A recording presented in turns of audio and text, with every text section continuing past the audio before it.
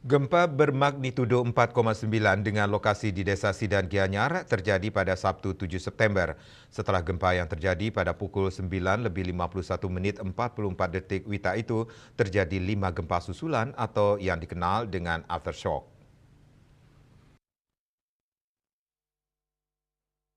Menurut Kepala Pelaksana BPBD Bali Madarentin, dari hasil pemantauan hingga pukul 12.35 WITA, telah terjadi 5 gempa susulan dengan kekuatan magnitudo berkisar 1,8 hingga 2,6.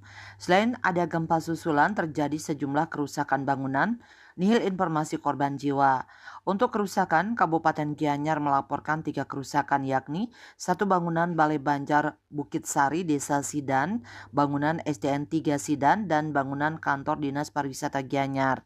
Di Denpasar dilaporkan 1 rumah rusak ringan di Banjar Anggabaye, Penatih Denpasar Timur. Sedangkan di Badung tercatat 1 rumah rusak ringan di Banjar Pemijian, Carangsari Petang. Sebelumnya gempa bumi kuat mengguncang pada Sabtu pagi. Gempa ini merupakan jenis dangkal akibat aktivitas sesar aktif di darat. Berdasarkan hasil analisis mekanisme sumber menunjukkan bahwa gempa bumi memiliki mekanisme pergerakan turun atau normal fault.